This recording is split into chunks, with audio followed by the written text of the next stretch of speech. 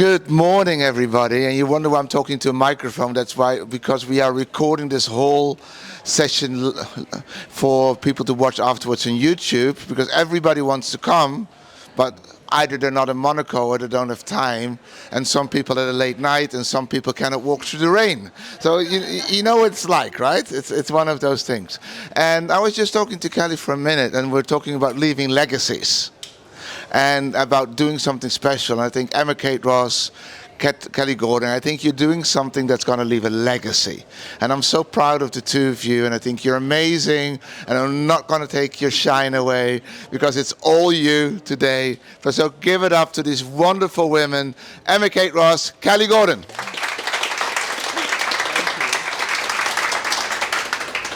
In November 2021, a fellow crew member of ours took his own life. In fact, that same year, 3 crew members took their own life. And I said was enough, and I decided to make a post about it and say something.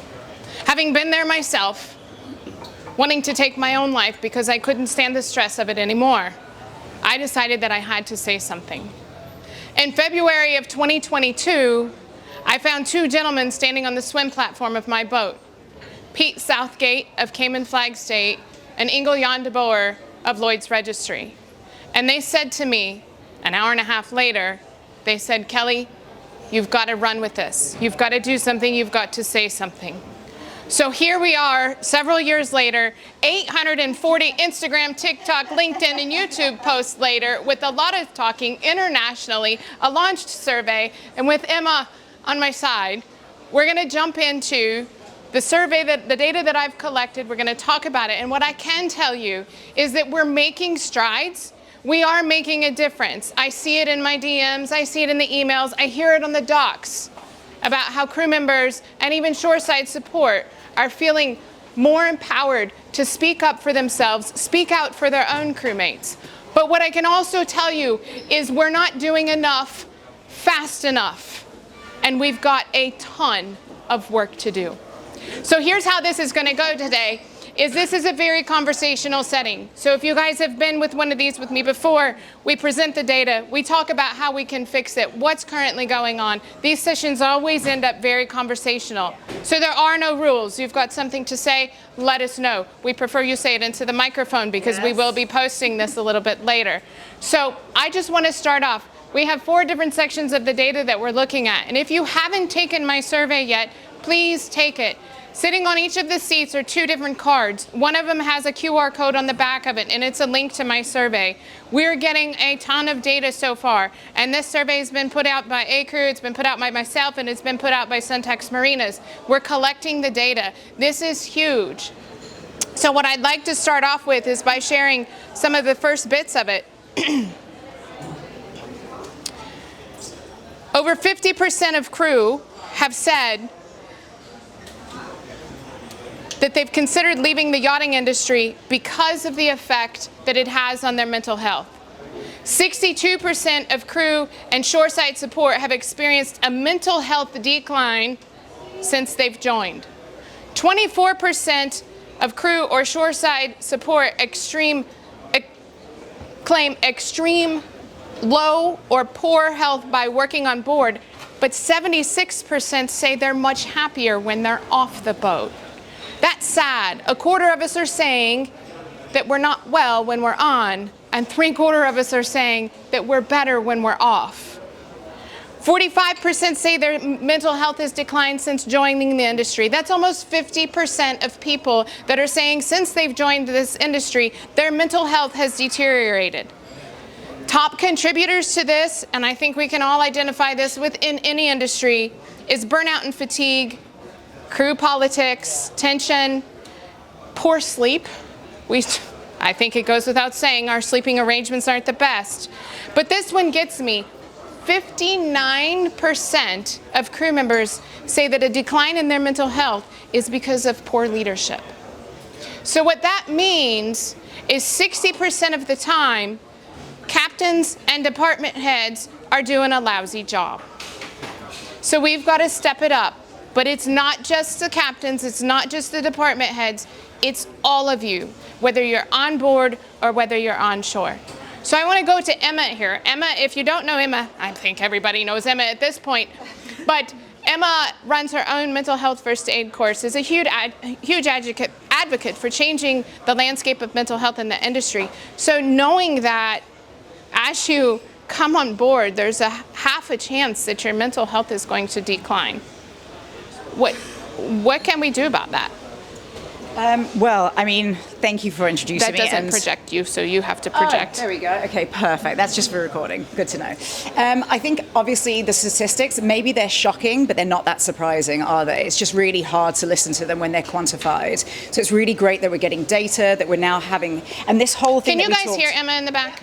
Okay. Perfect. The whole thing that we talked about is we wanted to kind of measure what people's experiences were. I mean, we talk about it, there's conversations, there's anecdotal kind of evidence, but actually having statistics that we can work with was going to be really important for us. So we wanted to measure, then we wanted to understand the factors that are driving this, so we can start to realize what's going on, where there is maybe things that we can improve, and then we can start to be part of the change. And I mean, for me, it will always be education, education, education. I think that's where you get real fundamental change. It's going to be really important, especially with the new kind of crew members coming through the ranks. We're going to start seeing a lot of people that have a lot more understanding of mental health, boundaries, and we're getting more and more professional. Regulations, the way that we operate. You know, we've kind of existed in maybe two halves of yachting. The first half where it was a little bit like the Wild Wild West, everyone kind of making it up as we went along. It still is the Wild West, Emma. Unfortunately, it still is. But, you know, we're making strides. We're making tracks to become more professional, you know, really kind of amazing kind of strides. And I think if we get that education in, if everyone knows and they're communicating from the same type of language, if we've got HODs that know how to have a duty of care, how to recognize signs and symptoms, if we're prioritizing mental health, statistically, you're more likely to meet someone who's going through a mental health crisis than you are to meet someone who's having an arterial bleed, infant choking. But you know what, though, with Emma, you talk about, you know, HODs and with captains, and with 60% of us doing lousy jobs. The thing that, and I can say that because I am a captain, the thing that I want to say, though, is a lot of it has to do with education, but also leadership. And we aren't just born educated, and we aren't just born natural leaders. I mean, if you think about this, 90% of my training pertains to 10% of my job.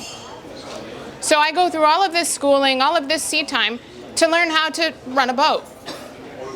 10% of my training, and that's a generous estimate, 1 5-day course, tells me about leadership.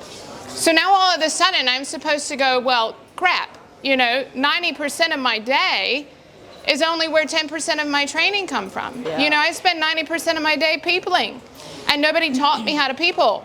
Well, that's the thing. I think now modern day captains, I think most of us can agree with like 100-meter boats. I think the most amount of 100 meters are being kind of built at the moment. Captains are not just captains anymore. It's not just about driving a boat. You're actually a CEO of another company that the owner owns, right? Yeah, no, and you don't have HR, you don't have training, you don't have all the subsidiary kind of or auxiliary kind of support that a CEO would expect and require. So captains are really also, I mean, it's all the way down, every single strata. Well, and then department heads are thrust into the position of chief stew, chief engineer, chief officer, because why? They're good at their job, and now all of a sudden, and they're getting younger and younger. I mean, my chief officer is 25 years old. That is young to be helping me run the department, and he's getting thrown in. But how many captains, how many management companies are coming along the way saying, you know, supporting us in terms of leadership and education? And it's so important that we need to do that. We need to step back and think, what can we do better as leaders? Because, and I'll say it like this, Tim Clark of Key Crew said, he says 99% of the problems that I see on board come from a lack of leadership. Yeah. So there's a direct link between leadership and mental health. If this isn't right, you can't lead. But if you're not a good leader, then this isn't right either. So education is huge, but then also on leadership as well as to what we can do. Because with 50% of crew saying, you know, that their mental health has declined since they've joined, and you know, so, and going back to these statistics, I didn't memorize them, but 62% of crew and shoreside support say they've experienced mental health issues currently or in the past. So, you know, and the one that really gets me is that 75% of us are saying that we're happier off the boat. Where do we spend our time? We spend our time on board. That's our job, that's our livelihood, that's our everything. And a quarter of us are saying that we have poor or extremely poor mental health while we're on board, and then we're excited to get off of the boat. So again, what more can we do? You know, from my end, Emma's got more of a, I have my own personal experiences. Emma has a much more clinical perspective than I do. But for me, the important thing for me is for everybody to speak up, speak out. And I said this the other day, if you don't, when you're being bullied, when you're being sexually harassed, when someone's abusing drug and alcohol, or when you see somebody else that's in a bad way, or you are, if you don't speak up and you don't speak out, you are perpetuating the problem and you are now becoming a part of the problem. And what over the last however many years I've been traveling around the world now, beating my drum, I've seen the change. I've seen crew members come to me now and say, because you told me to speak up, I spoke up, my situation's better, but now I can tell other crew members to speak up and speak out as well. It really is a domino effect. And I get it. You know, I'm sitting up here talking, Emma and I are talking about a very sensitive topic that not a whole lot of people are willing to get up on stage and talk about at one of the biggest shows. But we need to rip the Band-Aid off. And we need to start talking about it. I mean, going back to 2021, when I said enough is enough, it's because 3 of our fellow crew members decided to take their lives. And you wouldn't believe how many of those stories that I hear all of the time. Well, I mean, thank you for sharing your experience. Obviously, we're all here because we want to see a change. We all want to be part of the change. But I think speaking up is way more complicated than just sometimes. There's danger, there's job insecurity. Hard. So while we're promoting, you know, we need to speak up, are we also proactively creating those safe spaces where people feel that they can speak up? That's also something that I think we can start to kind of think about. Like, I think it's quite hard, especially if you're on a boat, you're reliant, you know, luckily in yachting, maybe we don't have kind of, well, some people do have families to feed.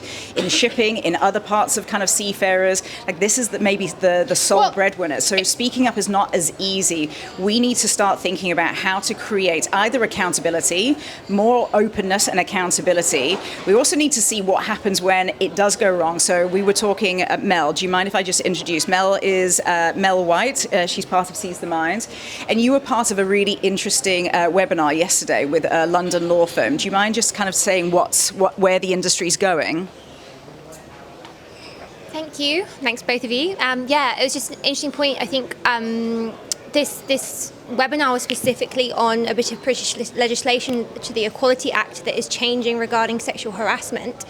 And obviously we know how that is in our industry. It impacts people's mental health. But our professional businesses around yachting are changing in a way that employers are going to be held accountable for if there is sexual harassment to their employees. They need to show a duty of care to make sure that that sexual harassment should not have taken place. That is happening in the UK. That comes into effect next the end of October. If British employers are going to have to show a paper trail that they had to have provided a duty of care to protect these people on, you know, in their workplace, it's not going to be very long until that's knocking on yachting's door. We need to be ahead of the curve, and I think this is where you're talking about, you know, what are the leaders doing, what are we doing? We're going to run out of time. We need to be ahead of the curve, and I think that's what I said. We're not doing it fast enough. I'm seeing it's enlightening to see it. I see it in the DMs. I see it in the emails. I hear it on the docs, and it's changing, but it's not changing fast enough. No. And also it's interesting to see like kind of the breadth of people in here. The kind of people that are in here are already the people that want to make the change, right? Yeah. We need to see the people, the bums on seats, where they're the people that can impact the change and need to catch up with us. And I think that's where the more we can make this awareness point, obviously hopefully it's going out on YouTube, but we can see it coming. It's only going to take one lawsuit. where a crew member wins and all of a sudden yachting is going to stand up. People need to make sure that they understand how their behaviour impacts their crew, impacts their staff, shoreside and on board, and we need to be ready, and like you say, it needs to move more quickly. Well, and I want to go on to Emma's jam, which is the mental health first aid. 74% claim that a mental health first aider has not been assigned on board. So, and going back to speaking up and it being difficult and being tough, yes, it is. But what you have to remember is if you don't, you're perpetuating the problem. I know it's hard, but you have to. And each time I've encouraged a crew member to speak up, the outcome has been amazing. And a lot of times, the captain didn't know what was going on. And what do? Well, when it is the captain, well, then go one step above. But going back to that, 74% say that a mental health first aider hasn't been assigned, and 27%, that's over 1 in 4 of us, crew members, are unaware of what help and resources are available to them. I know. So you're on a transatlantic crossing, and that means 1 in 4 of your crew members is, if they're having a tough time, they don't know who to call, they don't know what to do, they're not, and there's a ton of data that I have collected, and I decided not to share all of it. I had to go through and pick which pieces were the most important, but there's one sticking out in my mind. I can't remember the exact number, but there is a large portion of crew members that are afraid to go to their captain. And I get that, right? I mean, I'm your boss. It might be kind of weird telling me if you've got some stuff going on. I get that. But there also needs to be some outlet that they can go to. So then their HOD, most crew members don't want to go to their HOD either. A lot of times it's the HOD that's bullying, that's harassing. Yes, go ahead. I'm going to go. I didn't mean to interrupt, I was just wanting to... No, that's the way this rolls. That's the way this goes. What you're saying there about HODs and captains being unapproachable, I feel like there's a lot of work to be done to just change the culture on board. Sorry? To change the culture on board.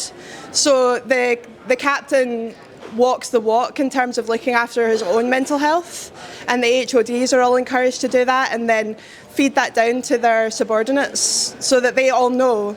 Actually, it's like a very superficial veneer on the industry at the moment. Yeah, it's okay to not be okay, and everyone can talk about their mental health, but unless you see people doing it, you're not going to feel like you can do it yourself. I'm an open book. Somebody asked me the other day what my style of leadership was, and I said it's one of vulnerability. And so what I mean by that, when I walk on the boat, if I'm feeling blue, you know it. And I'm asking you to help me take up the slack. If I'm happy, you definitely know it. If I'm stressed, you know that too. And I'm not afraid to say to my crew members, I'm not 100% right now. I need some help. There was one time in particular that I'll never forget, that we were leaving the dock and I said to the crew, I said, I'm tired, I've been up all night, I can't sleep. I said, I'm really not feeling this maneuver. I said, so just be extra eyes for me. Sure as shit, I go to dock the boat with fenders on the starboard side, and I'm going port side too. And my crew's like, "Hey, what side are we really going on?" So it's just having that openness. So you're absolutely right. We have to create that culture. But I find a lot of times captains have this, and I think any sort of captain, department head, whatever you want to call it, we have this weird feeling that we're supposed to be this big, powerful pillar of strength. And we're not ever allowed to say that, no, I'm not strong right now. Yeah, I need some help. So if we, start leading by example and showing and being vulnerable, that then encourages our crew to be vulnerable. I can't tell you how many times my chief officer and he's been with me the longest now for 5 years, have sat in my wheelhouse, and either he's cried about something or I've cried about something. Been human.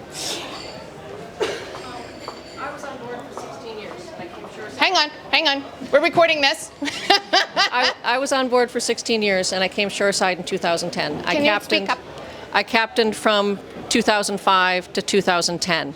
And I'm going to be honest, I sucked. I was great at handling the boat. I was great at taking care of the boat. But as a captain, as leadership, I sucked. because I was following the lead of the captain that I had worked under for a long time, and he was fairly dictatorial. And now that I've started my own company, I'm working hard on getting much better at managing staff and everyone. I'm still not the best at it, but I'm working on it. And the biggest thing, as Kelly said, is vulnerability. And when you get it wrong, say something. I can't tell you how many times I've said to my crew, we've sat down for a crew meeting and I'm like, guys, I screwed this one up and I'm sorry.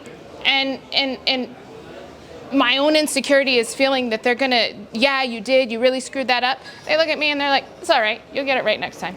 You know, so having that, opening that up, and I think we are shifting a bit in the industry from, like you're saying, a bit more dictatorial side of managing or leading, whatever you want to call it, to a more vulnerable side. But being vulnerable, excuse me if I may, takes balls. Yeah. It really does, and it's hard to do that. But I think one of the probably the simplest things, but most effective, is what you're doing, and it's the mental health first aid course.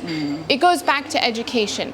We didn't come out of the womb being leaders. We didn't come out of the womb understanding what goes on with this thing. I mean, just in my lifetime, I've seen my own mom go from, you pull your boots up by the bootstraps and you get going and depression's not a real thing. And it wasn't until I sat down in my 20s at the kitchen table and told my whole family that, you know, it wasn't so long ago that I was going to take my own life. And then they said, oh, well, maybe there really is something about this mental health thing.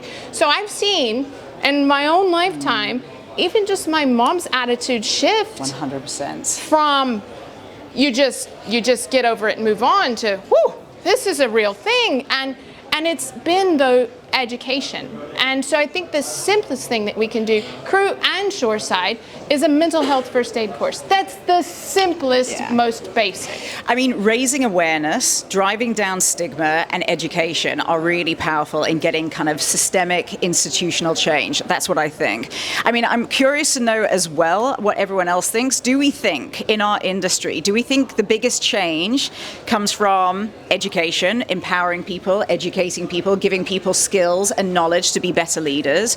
Do we think it comes from a tragedy? We've obviously just gone through Bayesian. There's lots of kind of laws and legislation that's probably going to change from that. Or do we think it's legislation? Do we think that's what's going to lead the biggest change? What do we think? I personally think it's going to be a combination of all of those things. So when we get a tragedy like Bayesian, there is a kind of quantum leap into thinking about more health procedure, more safety, health and safety procedures and that sort of thing. Education, I think, is key. And it's interesting when we look around this room to see the dynamic here, how many women are in the room and how many men are in the room. Yes, it takes courage to be vulnerable. Men don't like being vulnerable. I know we're also supposed to be gender equal. Sorry, I'm old school, and I really Kudos appreciate to the men, that. though, that came to a mental health seminar. So thank you for you guys that are here. But yes, thank you to the guys that are here. But really, it is, I think, more difficult for men to be vulnerable. They see it more as a weakness. There's a stigma attached to that. Women are more forgiving maybe, or more accepting about the vulnerability. Men don't want to show themselves up. We saw through COVID how many men or captains or heads of department were contacting ICE1 with serious mental health conditions because they couldn't show their vulnerability. They were missing their families. They didn't like to be on board all the time. They were feeling locked down in exactly the same way, but they were holding it all inside, and they had the responsibility of the crew and the physical yacht itself, the owner's investment. So it's enormous amount of pressure on those people. And it gets lonelier as you get to the top. Exactly. It does. And somebody said to me the other day, they said, well, who do you go to? And I was like, I give these seminars. You're not supposed to ask me the questions in reverse. It doesn't work like that. But no, in all reality, I will in a heartbeat go to my own crew. I mean, that inner captain in me still says, you know, girl captains don't cry, you know, but it is, let me just say this, I have to toot my own horn for a minute. One of my crew members has been with me 5 years, another 4 years. When I left my last boat, I took every single crew member with me. So I'd like to think I'm doing something right in terms of being vulnerable and just being totally human, but I want to capitalize. This is something that I have for my next talk tomorrow, and this is a written statement from someone that took my survey, and he says, if you show any weakness as a man, you get replaced. Oh, yes.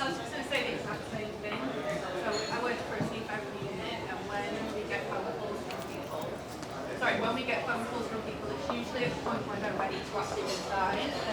They've got to the stage. Sorry, thank you. They've got to the stage where they're just up to here. You know, they're just, I want to walk off the vessel. I can't be here anymore. I need to get signed off. Because up until that point, they've said, if I say anything to my line manager or to my captain, they're just going to replace me because they're going to think I'm a snowflake or I'm weak, or this is just what it is in the industry. But it's you know who honestly can help so with that? frustrating. So going back to when it was that Pete Southgate and Ingo Jan de Boer were standing on my swim platform, and I have to say, when you're in the middle of a boat show and flag state and inspection is there, you're going, what did I do wrong? Thank God I'm Marina and I'm US flagged. But an hour and a half conversation later, we were saying, well, who can make the biggest difference? And the three of us decided that it was captains and it was management companies. So going back to what you're saying, so if you have a captain that is saying, I gotta go, I can't do this anymore, I think that's where we could rely on the management companies. And I had last year giving a seminar similar to this here actually, one of the bigger management companies spoke up and said, we're not trained for this.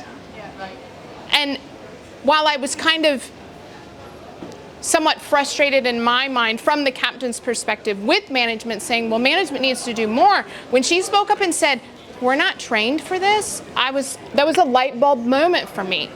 So it goes, Emma, it goes back to education again. We have to do better in terms of training and encourage training. Absolutely, we need to make it, and I think this is where, if it does become legislation, if we do have that kind of standard, you know, mental health courses being part of our STCW, that's when you start to get real systemic change, because then we're all speaking the same language, we're all understanding the same signs and symptoms. We know there's lots of yachties here or ex-yachties here. We've made our lives and our living from yachting. We know all the good things about it. I don't need to go into that. Oh, it's amazing. I mean, we're in Monaco, right? But we're not learning about the kind of the things that are really important. And we know that in the middle of the ocean, no firemen are coming rappelling down the side of the boat. We have to put that fire out ourselves. We have to learn first aid. We have to learn sea survival. But Emma, and I think that's a really important part. 77% of us haven't taken a mental health first aid course. Well, that's a lot. I know, but that's what we're doing. Me and you have been banging the drum for years. We're going to keep beating it. Years, but there's a lot of people. We're kind of talking about, IAMI is launching a mental health course. We're talking about that at Seize the Mind. So it does take time. It takes time. I know you're frustrated with the timeline, but raising awareness, talking about it, pulling down stigma, having more kind of vulnerability, more conversations, leading by example. I've just come off a boat where I did a training, and it's so palpable. You can feel when there is a great captain, when there is a strong, respected, respectable leader in the room. The communication was amazing, the vibe was incredible, and I've been lucky enough to work for a lot of really great captains. So I felt it myself, but it is going to take time, and we just have to keep the message consistent, raise the level of education from STCW so it becomes a requirement. It's mandated to know these terms, to know how to look after someone, to know the signs and symptoms so that we can be even more reliant, even more kind of, I think we're brilliant anyway, but it will take time. No, we are. I mean, think about it. Not many people can go into the middle of the ocean, do what we do, kind of serve and kind of give the service that we do. We should be really proud. There are so many elements of our industry that are incredible. We just want to raise the level of education, and we like to think of ourselves as professionals, right? So we just also need to kind of raise that level. It's not such a cowboy thing where you're kind of just cruising in. There are going to be checks and balances, and we are going to support you as you become a leader. with education, with different courses. So I want to go to my next topic. So I have I have a few that are just like, that just really kind of burn my rear end, so to speak. And one is drug and alcohol abuse, 2, sexual harassment, 3, bullying, and then discrimination. But let's talk about this drug and alcohol abuse, or misuse, whatever you want to call it. 65% of us, that's a big number, have encountered or witnessed a serious decline in the state of one's mental health as a result of drug and alcohol misuse abuse. I had a crew member call me just before I came to Monaco last week, and she says to me, it actually started off as an email, and then we spoke on the phone, and she says to me, I don't know who to go to. And I said, well, what's going on? And she says, well, my captain's nose, his nose won't stop bleeding, and it's bleeding on the white carpet all over the boat, and I'm constantly having to clean it up. And I was like, well, why are you calling me about this? And I said, okay, go on. And she says, well, he's snorting so much cocaine that his nose is burnt out. That was last week. No, it's not. Say that isolated. again. Please say that again. It's not isolated. It's not isolated. It's not. Mental captains, chief officers, chief engineers. I'm very, very fortunate to have trained a lot of people in the industry who've gone on to be those people, and I've been able to influence them. But throughout their careers, they come to me, they talk to me about what's going on, you know, and we talk about the Wild Wild West and that we're getting better. But I'm deeply shocked still, always, when somebody says to me, I've just got off because the captain's a functioning alcoholic. He welcomed me onto the boat, you know, as a chief officer with a glass of rum and coke in his hand, or someone else who's just got on a boat and the whole crew are just, there's drugs everywhere. And you think that doesn't happen anymore. That happened when I was on boats, you know. I just went to take command, not the current boat, but the one before. I went to take command of that, flew into the Bahamas, was going to do a pretty extensive 3-day handover. And each morning that I showed up at 9 o'clock in the morning for my handover, the outgoing captain was plastered at 9 o'clock in the morning. And the deckhand that was on that boat, I acquired him. He's the one that's been with me for ages now. He says to me, this was his one requirement or hope for me. He was like, well, thank God you just aren't drunk all the time. I was like, that's all, wow, that's all I got to do? All right. And I'm like, I'm a superstar, you know, but it's not, it's, when I say Wild Wild West, and I was at, I was invited to the U.S. Embassy in London a few months back. I was there amongst a bunch of commercial folks. I was one of the only yachties that was there, and we're all going around the room talking about what we can do to improve the life of seafarers. And they're talking about things like, well, you know, you have different nationalities on board, so it would be nice if the chef, you know, each day chose a palate for each of the different nationalities to make them feel more comforted. And all of these things are going around the room, and they get to me, and I was just like, well, I wish we just had captains that didn't drive the boat drunk. Like, that's, you know, I hate to say it, but we still are a bit in the Wild Wild West. So where's the policing for that? I mean, I guess there's no, when you're in the middle of the ocean, there's no one rolling up, you know. I mean, the cops aren't rolling up on the side to do a checkpoint, if you will. So how do we fix that? And I know this is a stigma that a lot of people don't like to talk about and hear about, but those of you that, you know, you're being honest, and crew members here, I know have experienced it. Go ahead. I'm just in my head thinking about, oh, sorry. Hello, everybody. I feel like I've got so many things to say. I don't even know where to start. I think everybody probably feels like that. 'Cause 2 hours is never enough, I know, right? and everybody's got either their own personal experiences or people that they know that have their own experiences. But I can't help but thinking that, yes, I think education is 100% key. But I feel that if we're going to I'm a very impatient person, and I think we all want this to change as quickly as we possibly can. And education takes time. It and does. I can't help but think that there's got to be this top-down side of things where, and you talked about management companies, that where, you know, there's a standard that we have to put in place and accountability for heads of department and captains, so that they are being reviewed constantly by somebody else outside the boat. But we joke on board, and this is a joke. So I run a dry boat. A couple of things here. I run a dry boat, and somebody asked me the other day, you must have trouble getting and hiring crew. I said, well, actually, all of these seminars and talks that are talking about crew retention and turnover rates, I'm like, I don't have that. In fact, I get probably at least 1 or 2 CVs every day asking me if I'm hiring, they want to come and work. One of the reasons is because I run a dry boat. And so I don't have a retention problem. I don't have a turnover problem. But one of the jokes that we make is if on my boat, if somebody's dissatisfied, I'm like, well, go tell HR. Well, who's HR? I'm HR, you know, but that's a joke, but all seriousness aside, there needs to be, and we were talking about this in, I think somebody briefly mentioned it in the ISS seminar yesterday, is what about some sort of overall yachting HR governing body or something to make it more. More, just say one more thing, because I'm just teeth. thinking about business, right? And if you take yachting out of the equation and you think about how businesses manage this situation, and, you know, in any large corporation, they have to have a very, very specific developmental review process, right? Where it's not just you reviewing your subordinates, it's them reviewing you. Yeah. And I think that's what I feel like is lacking. And maybe it exists and I don't know.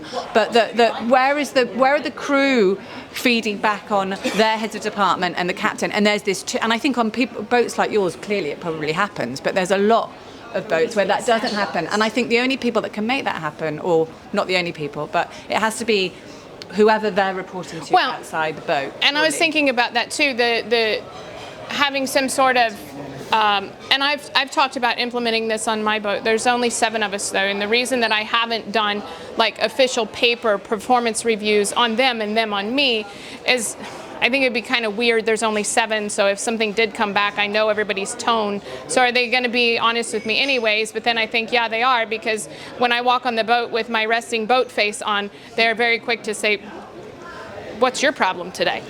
So they let me know when, but on bigger boats, I think that would be great. On bigger boats where there's a bit more, larger crew, a bit more anonymity, is giving, you know, the performance-based review of the crew, but then the crew giving that back to you, because I want to know when I screw up.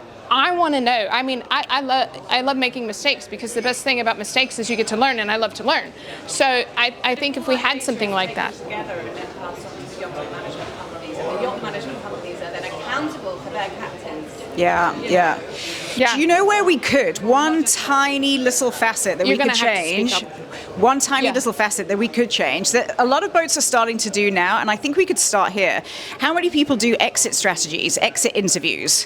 When someone's leaving the boat, have we got any management here? Not much. Okay, we did last year. Interesting. So that could be a really easy way of starting a new kind of formula. Exit strategies in a place of safety. Exit interviews. When you're going out, you speak to your management company and you're honest, and they have a file, they have a dossier.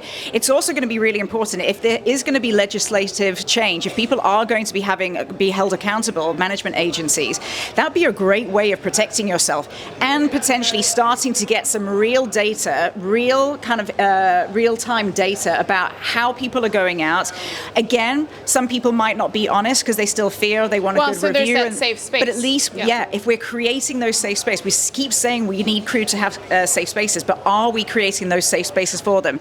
And an exit interview might be the first place, because if they see that something happens or they see that there's been action taken, that's going to spread. People are going to talk about that. And a lot of the kind of the changes that happen in yachting is through kind of word of mouth. People going to better boats, better captains, dry boats, better management companies, boats that prioritize mental health or whatever it is. So we're all going to have to be a part of it, every single strata. Having some teeth and some accountability. And so Pete's here, and I want to ask Pete this. Hello, Pete. Pete's the guy that's responsible for saying, Kelly, go do this. So here we are. You know, when it comes to something, let's say, you know, a crew member wants to report a captain that's been drinking or bullying them, or a department head that's been, you know, sexually harassing them or something like that. And those crew that eventually do report it to flag state, do you guys follow up? What do you guys do? And then if you do something, do you follow up with that crew member and say, here's what we did. And the reason I ask is because I had a crew member that said, I went to the captain, that didn't work. I went to management, that didn't work. They said, what do I do? And I said, try flag state. And they said, well, nobody got back with me. I don't know what happened.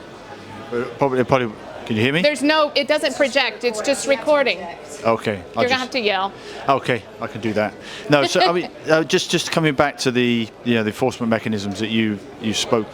Before I get onto that, there exists already enforcement mechanisms for this type of thing. The Maritime Labour Convention, which I know a lot of boats are not MLC compliant, but the principles of my flag does not. No, yeah, the US are not a signatory, even. but the thing is, the principles are already set out in the Maritime Labour Convention. So, as one of the requirements is that on board a ship you have to have a trusted person that is other than the captain, other than the chief officer. Typically, it's someone that the crew have nominated as a trusted person. So, if you get to that situation where you have an issue with the captain or the chief officer or whatever, then that trusted person is the go-to person. Now, when we do our inspections, our MLC inspections, we examine whether there is a trusted person, what the trusted person has been doing, are there any complaints, how they dealt with, and we do individual crew interviews. So we sit down with crew, and in a one-on-one situation with the captain out of earshot, nobody's there, it's just me and a crew member. And anonymous, confidential. Anonymous, yes. So we make sure we interview maybe 5-6 crew so they can't identify, because victimization is also illegal. So if somebody gets victimized for raising a complaint, that's illegal. So when we do the crew interview, have you got any issues? Are there any concerns? Are you getting, are you being well fed? Are you being well looked after? Do you have to pay for your uniform? Do you get paid every month? Are there any harassment issues on board? So we do examine that during these inspections, and we will action, and we report back to the management company, and if they continually offend, then we can take quite drastic action. We can actually remove a management company's document of compliance. So can we just all flag Cayman? Exactly. Thank you. But just to answer the final, you said about the escalation. Obviously, we now, the MLC now requires a sexual harassment and harassment bullying policy in all management procedures. So, and that is auditable and enforceable. So if in the case that a seafarer doesn't get resolution from the onboard staff, and they don't get resolution from the management, they contact the Cayman Registry, the shipping master, and the shipping master will take appropriate action. Something I think you'll find that I said before you got here, Pete, was that in my survey, 74% claim that a mental health first aider has not been assigned on their vessel, and like I said, I wish we could all flag Cayman, but I'm US flagged, and I can tell you probably of the flags, the US is the wildest of them. But again, it's education, it's policy change. I know you guys have lots of questions. We're going to go to Caroline, because she's had her hand up, and then Lynn and Ange. Thank you. Caroline Blatter from the Super Yacht Guide. I wanted to just mention, I think, we all need to pull together, first of all. Can you speak a little louder? I can, absolutely. Please. I think we all need to pull together to start with. I think that's a big one. I don't think it's one answer fixes everything at all. And as a mother, as a yachtie, and I run a company, I think I can see different aspects from it. And I wondered if we've got yacht crew help here, we've got Nautilus here, we've got insurance companies, and we've got management companies and flag registry. If you drive a car, if your car doesn't pass its MOT in the UK, and I think every country in the world has a similar thing, the car doesn't go on the road. So if a boat doesn't have yacht insurance, that boat isn't going to move. And if we had the companies from yacht insurance, from flag registry, have certain requirements for all different sized vessels, because I think it's very well to say, we interview 6 of the crew, but some yachts don't have 6 crew. I was on sailing boats in the 90s, but we were running on 3 and 4 crew, and that was over 100 footers sailing. So I think we need to try and make some form of understanding that there are different sizes, different nationalities, different flag registries. But if everyone pulled together so that we got it from the leadership of the crew, but also the requirements. So that's insurance companies. The boat ain't going to move until you've done something. And if that's a mental first aid course, if the MCA are taking a while to bring it in, let's attack it from different prongs. Well, and I agree. And I think all of us would probably say, and especially captains, is please, God, no more regulation. But actually, from my perspective on a U.S. flag boat, I'm like, please, like we're flagged U.S., we're flagged private. I'm like, please add some requirements, add some regulation. But in just one thing popping into my mind, what if someone like Emma went to insurance companies and said, hey, you know, if you support, you know, a requirement of having to take a mental health first aid course, it's basic. But I mean, we got to start somewhere. Yeah, so if we start absolutely. at the basics of taking a mental health first aid course, insurance companies have so much power, or even flag states saying you have to take this at least this basic course. Yeah, you know, absolutely. and then we can start to work towards more advanced. Or have it tiered methods. system in the same way as you have your SCCW. There is a basic that everyone has to do, your training, and then as you become an officer, as you become a head of department, actually, it should include chefs and chief stews because they have a duty of care. Then you have to do not just advanced firefighting, not just advanced medical, but maybe also you have to do an advancement in leadership courses or mental health courses. So now you have a duty of care. You've got the 3 stripes, you've got the better salary, you might even have a better cabin, but you also have the responsibility that goes with it to look after the people that are in your care, that are away from home, that are vulnerable, sometimes just lonely, isolated in the middle of the oceans, and have the ability to create those safe spaces and have the emotional literacy to have the words to be able to communicate and connect. That's something that's learned. And I do a ton of self-study. You know, even though we have, you know, one 5-day leadership course and I'm supposed to be a leader, you know, I have so many YouTube channels that I watch on leadership, books that I read, articles. And so, you know, I had a captain say to me, well, what do you do for leadership? What courses do you take? And I'm like, man, just do some self-study. I'm like, that's where I've learned, and try things, you know? I mean, if you try this style and it doesn't work, you try this style and it doesn't work, but it does. It goes back to education, but not just formal education. Emma, what about just being responsible and your own independent education? Because, you know, when we become leaders, it's not about having a bunch of people that we're in charge of that work for us. We now work for them. We work for them. So hear that. You know, Pete, Rich, captains, you are working for the rest of your team. Your team is not working for you. And so it's... Not everybody thinks like that, and I think the problem is sometimes you're never going to change some people. But so you know, I've got to be because the people that do think like that are already going to be ahead of the game. It's the people that don't think like that that are called. Yeah. Well, that's why I'm not going to quit screaming. But seriously, though, and you know, I said this. I said, you know, the yachting industry needs a bit of a cultural shift. So.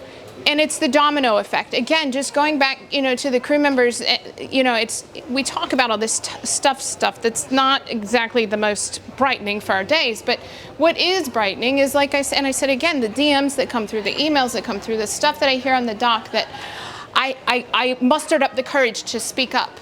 You know, and now other crew members are speaking up. The sense of empowerment and learning, the cultural shift is happening. So as we become better and better leaders, it automatically snuffs out the bad ones. Can I? Normalizing care. As opposed to Bossing. Yeah. Yeah. Go ahead. Can I share an idea? Okay. Fire away. Can we do this on the basis that all ideas are good ideas, right? Just in case. Okay. So, because often I think that sometimes when you're trying to create systematic change, it feels scary, and people are like, oh God, I don't know what I can do, or how do you even go about it? So how about everybody in this room thinks about one little thing that they can do in their business to make a difference? Okay. So for example, I was sitting here thinking, do you know what? I work in recruitment for chefs, where mental health is a big problem. Because you guys have a window alcohol. this big. Yeah, problem. And I was thinking, do you know, well, what if from now on, every single time we take a brief from a captain, we ask the question, what is your mental health policy? Yeah? It doesn't cost us anything to do that. It doesn't mean we're turning away the business, but it just starts to filter in. I mean, I'm not saying it's a massive change, but just even that tiny little thing gets people thinking, oh, well, I don't have, we don't. Oh, you know what I mean? So if the captains and the heads of departments start thinking this, and equally, we can then also train the candidates to say, when you interview, this is the question you should be asking. And I wonder if everybody thinks about one thing they can do in their business, and then also just after today, posts that. And say, do you know what? This was an amazing seminar. I feel like I hired you to. Anyway. Wow, you're pretty good. You're absolutely right. When I first started, I mean, there's lots of business owners here, right? And you try a lot of ideas. Some of them stick, some of them just die. One of the first things I thought would bring real systemic change from recruiters, I really asked recruiters if they could just add a toggle, because crew are always trying to stand out. They want to kind of get the jobs. We know that there's a huge influx of crew. We also know that we want to raise the levels. And I was like, if we just put a toggle on that said, are you mental health first aider? Have you got a mental health thing? You can do it so the boat says whether they have a mental health first aider or a mental health policy. So a crew member knows I can choose a dry boat. I can choose a boat where they prioritize mental health. It's great for them, but then also crew members can kind of slide that little toggle. Yes, I do have this. Maybe this will get me the job on the boat. Or at least it's going to get me working with people that prioritize the same things that I prioritize. And that's a tiny website change. That can, a website developer could probably do that in under an hour. 2 seconds. So that could be something that's really fundamental. And then as we start to see it, as it becomes normalized, as we normalize care, compassion, mental health, all health, physical, mental, social health, that's where we can start to see real kind of incremental systemic change without having to do too much en masse. Thank you. Before we go to the next one, I have to have a mushy moment here for a second. And I need to say some thank yous, because I as I've said, this man here kind of gave me the kick when I made that first post about the crew member taking their own life, and I said enough is enough. And I made that post because I was so close to not being on this side of the dirt anymore. And I said I've had it, and I realized that I had a voice as a captain, and I had an even bigger voice being a female captain. And what grew from dabbling in social media to speaking at a local show in Palm Beach went international. And I'm pretty proud of it, but I could not do it without my sponsors. So, and this isn't just a plug for my sponsors. This is a heartfelt thank you. Thank you to Cayman Registry. Like, I truly couldn't do it without them. Suntex Marinas has been absolutely huge for me. MHG Insurance, and we get to beat our drum about, insurance and checking out for that, when you go on a boat. ATPI, if it wasn't for them, I wouldn't have had a plane ticket over here. Quantum Stabilizers, Outrigger Yacht Supply, who's made some cool stuff. So listen, if you came, those swag bags that are now on the floor, you must take with them.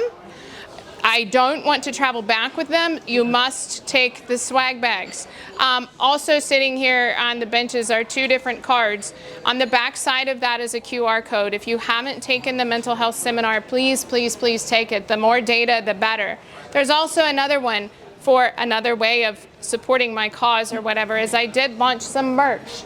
Have a look at that. When you buy that, all of the proceeds go right back into this. So Vilma of Casa de Campo made this lovely outfit for me today to speak in. So I really say this because without my sponsors, there's absolutely no way that I could just take money from my regular paycheck. It started that way, and I quickly realized for me to as this grew, I couldn't do it without the sponsors. So to all of them listed here, and the ones that I just mentioned, A-Crew. A-Crew has let me come back for the 2nd year and bring Emma along. Emma, without her, the conversation would not be this good. I am Em. And there's 2 really integral sides of what I do. It's my crew. Somebody asked me, how do you do this? I run a fleet of 9 boats, about to have a second one, 2 yachts in that entire fleet. How do you do this?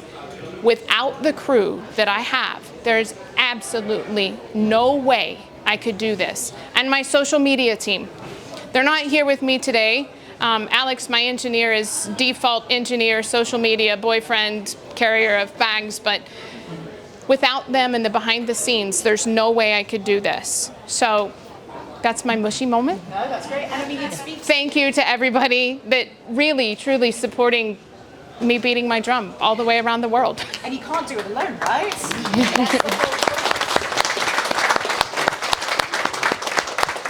Mushy moment over. No, I mean, It is a mental health seminar, right? We're allowed to be mushy. But none of us can do this alone, right? To your point, if we all want to make change, we've all got to be part of it, and that's going to be really important. I love that idea. I also want everyone, and it's really unfortunate timing because George has just stepped out.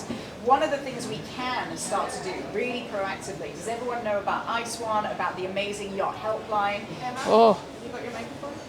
Someone's got my microphone. That's because she wants to talk too. We got to give it back to her. Maybe if there's one thing that you can do, you can showcase, you can highlight ICE1 and the amazing work that they're doing. While we are working and banging the drum and doing as much as we can on this end, the preventative end, we also realize that there is an amazing, amazing resource out there. It is designed, it's fun. I don't know how the funding works, but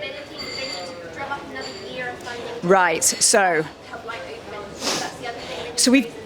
we've got this amazing thing. It is the Samaritans of the Sea, but it is not, again, to your point, it's not just kind of being run without any cost. So maybe that's something that you can start to think about doing. While we're working on this, the proactive, preventative end, we can also start to support the people that are out there beating the drum. Absolutely. And supporting people in situ, looking after people. You can call ICE1 if you are lonely, if you have contractual issues, if you're feeling suicidal. There will be a mental health professional at the end of the line that's not going to ask you, oh, you're on a yacht, is that like below deck? Or, oh, do you mean a cruise liner? All of that stuff that we used to absorb. They understand implicitly the flashpoints, the frustrations. They're not going to tell you to just get off the boat and go for a walk. They will work together with you to create a plan to get you to safety. So obviously we're going to be beating the drum, but we definitely want you to walk away. And if anyone is in trouble, needs help, there is always someone that can talk to that person. So we always have support. I'll be quite quick because, in fact, what Kate said and what Caroline said is what I was going to say anyway. But this is something that we all have to get on board with, whether we've got a row of trainers here, we've got crew recruiters, we've got insurance, we've got management I don't know if we've got management companies here, but it's such a multifaceted problem, but we're all aiming for the same thing. We're all aiming really to give the guests and the charter guests and the owners a really fabulous experience on board. But in order to do that, we have to safeguard the crew that are creating that experience for those guests. So whether it's the way you recruit, whether it's the way you manage the yacht, whether it's the way the training is, whether you're a captain and you're giving... What Kelly is doing is creating a healthy culture on board. It's when you don't have a healthy culture on board that people then turn to the misuse of alcohol and the use of drugs. Somewhere that has to be stopped. Is it in the duty of care of owners, for example, that they shouldn't allow drugs on their yacht and they shouldn't allow the misuse? The poor stew that called me about the captain with the raw nose from all the cocaine was because he was snorting it with the owner. Yes, there you go. And this is why this industry is so difficult. But each of us, in our own capacities, can make a ripple of change. We only have to do those one tiny things, each of us, to bring this awareness. But it's all about creating a healthy culture so that the cause of the misuse of alcohol and drugs, which is what? Masking tiredness, masking overwork. Can management companies manage the expectations of the owners and the charter guests better? Can charter brokers manage the expectations of charter guests better? So that they're not saying, yes, the crew can work 18 hours a day for 90 days, no problem, because they can't. They can't. Each of us has to take turn in doing what we can in our own sectors. Just very quickly, and I think... I don't know you, but Kate, you're literally hopping on your chair because you want to answer. And I'm the same.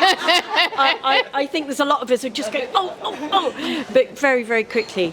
I think in the last few years we've had more seminars like this. We are talking about it more, which is fantastic.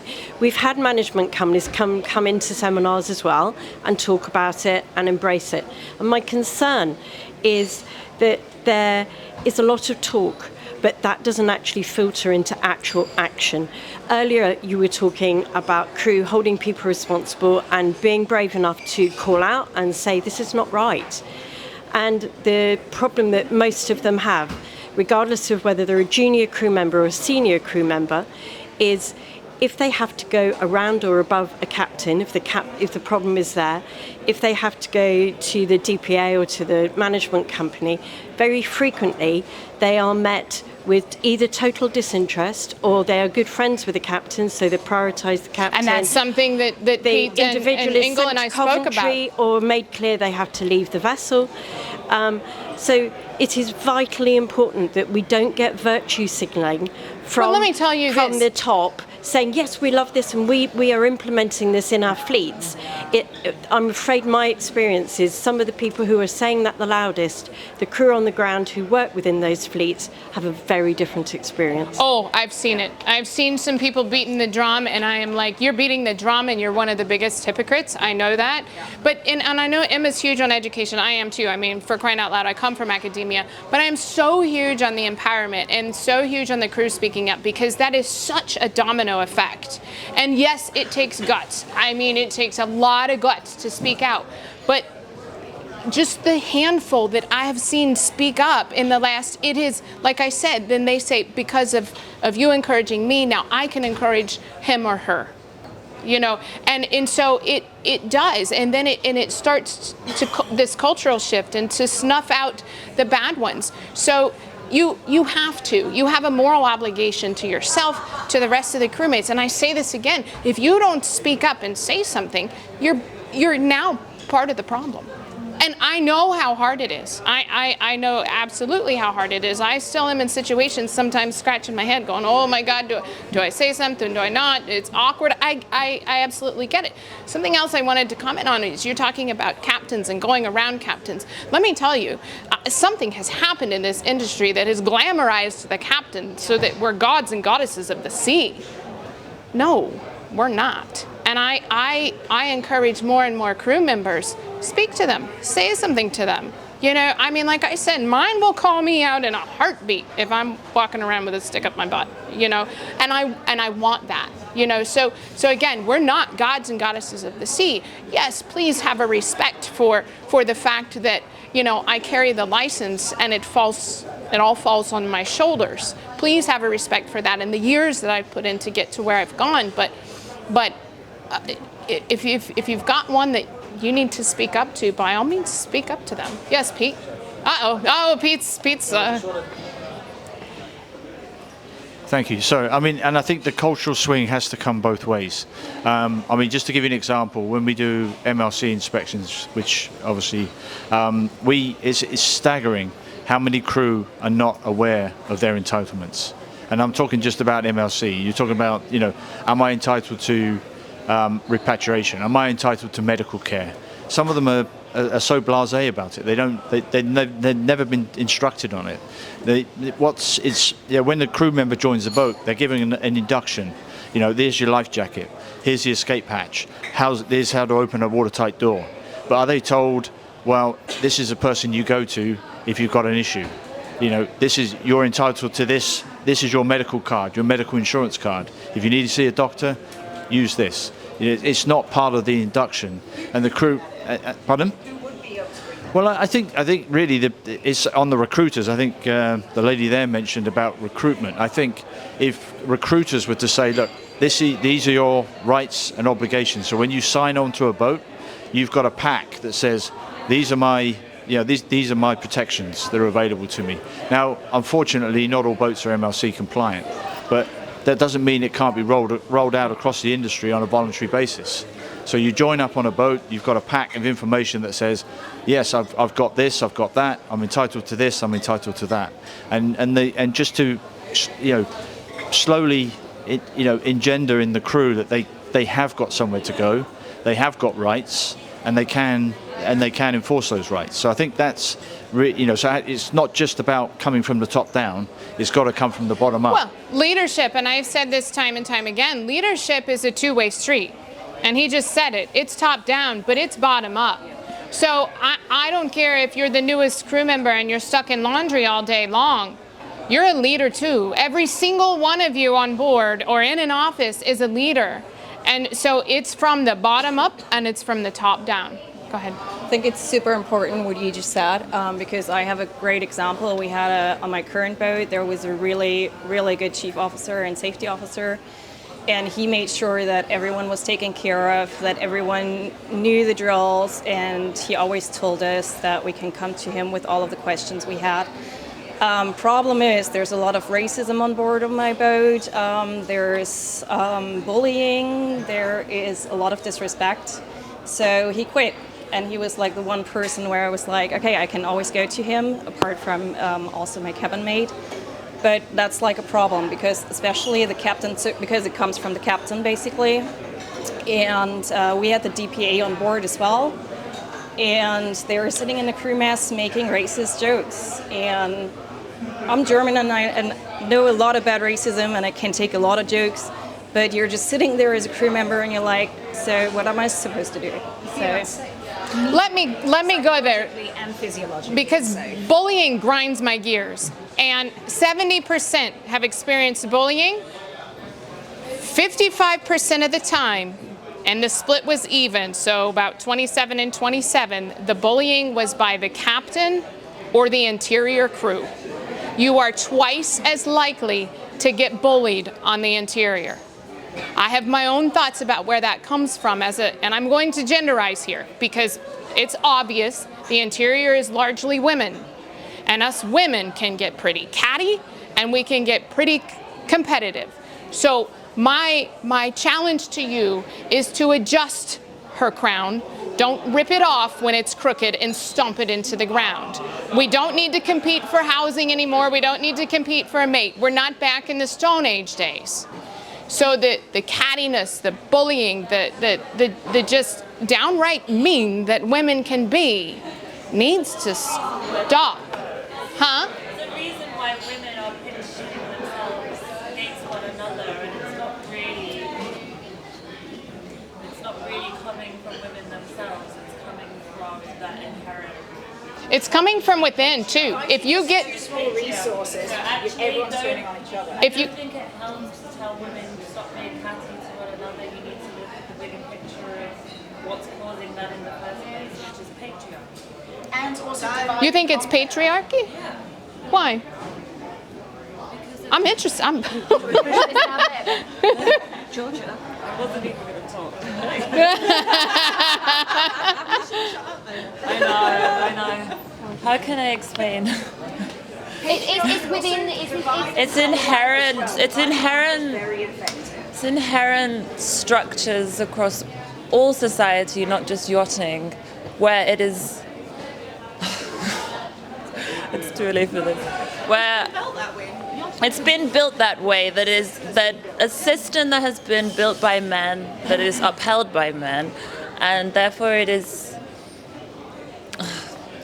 projected onto women to be in competition with one another, to fight amongst one another, to tear each other down. I think it goes back to biology, Georgia. If you go way back, women have inherently they've had to compete for the mate, they've had to compete for the house, they've had to compete for the food. And we still do that, but in a modern day way of doing it.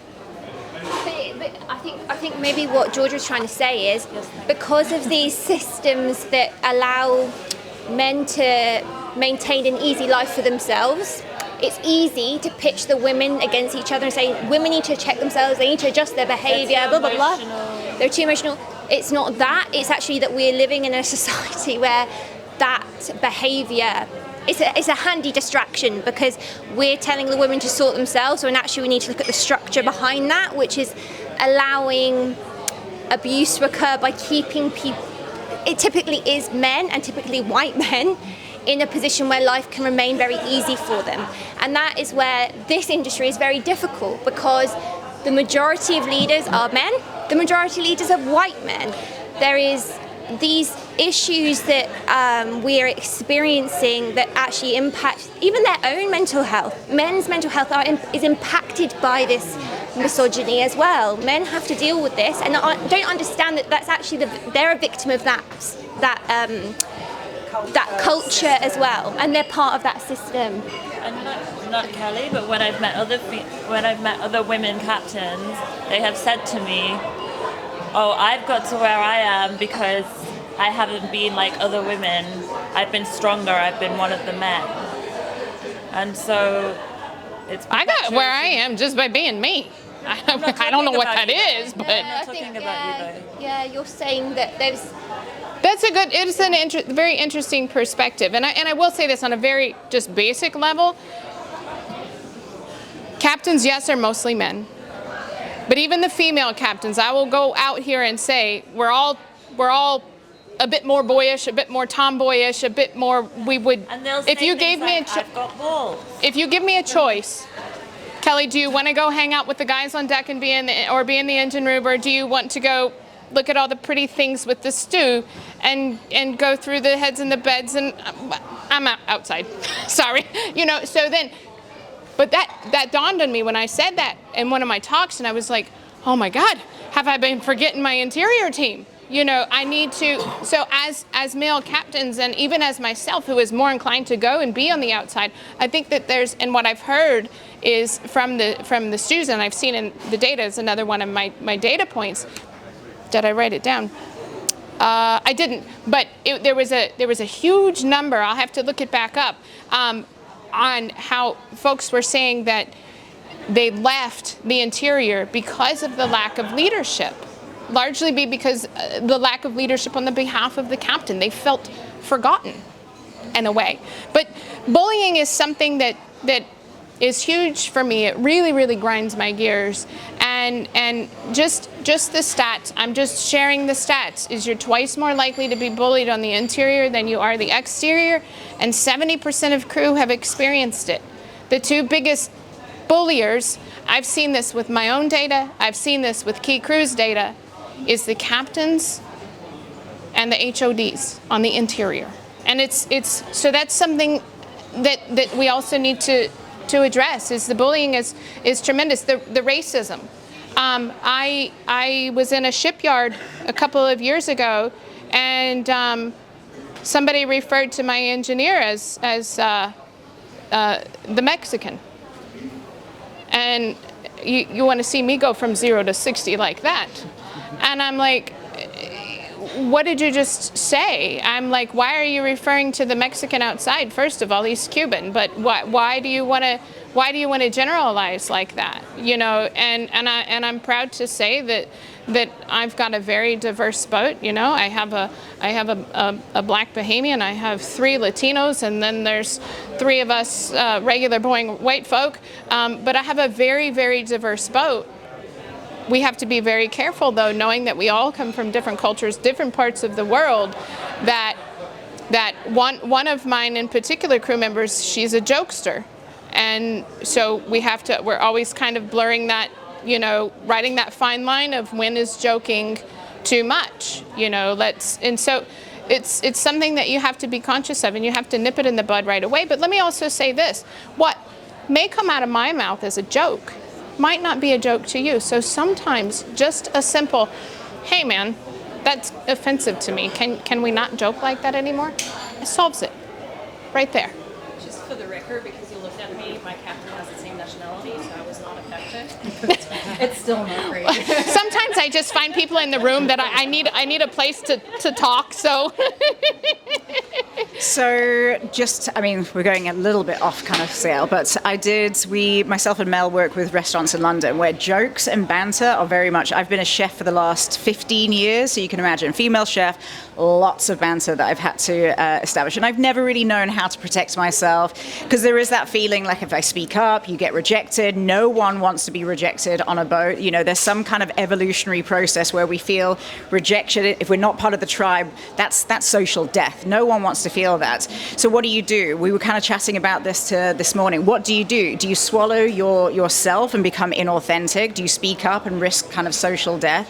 And obviously we know what the right thing to do is, but I've just never known how to do it. And there's a brilliant woman, there's a big restaurant chain in England called Hawksmoor, and one of the people, she's in charge of people and culture, she just said, I always ask someone to explain the joke. Pretend like you don't understand, sorry, I don't understand the joke, and then get someone to explain, well, it's funny because they, or it's funny because so many of those died in the war, and then the whole joke dies. So that might be some way that we can just start to kind of put some safe boundaries in there and not feel that kind of acute, like, oh my God, am I going to be socially ostracized because I actually stood up for what I believe in and what I know is right.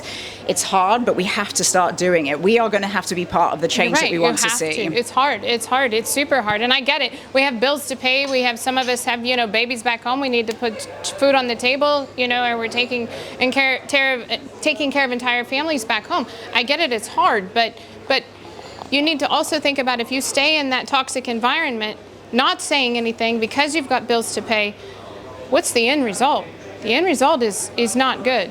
To keep us on track here, this other point of contention for me is sexual harassment. 67% have experienced or witnessed someone experience sexual harassment, and the majority perpetrator is the captain. I'm sorry? Again, shocking but not surprising, right? Chief engineers were second. Your engineers were second. And you know what I gotta say, I was really proud. I was curious at the number of engineers that would take the survey. I had quite a number of engineers take this survey. I was really happy about it. Let me tell you why I'm so passionate about sexual harassment. Sorry if I'm like on top of you, but there's so much back there. But so this happened to me as a junior captain, and it happened to me as a senior captain. As a junior captain, I'll never forget this. I was in the Bahamas. I was with my idol, this guy that I just thought he was driving, and this was years ago. At the time, he was driving a 160-foot boat, and he was just this big, mighty god of the sea, I thought, when I was a baby captain. And I needed him. I was trying to get my next license, and I needed him to sign off on my assessments.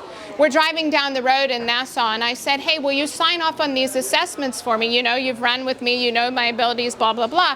He reaches over and he says, yeah, if you let me grab your boob, I'll sign off. I was a junior captain.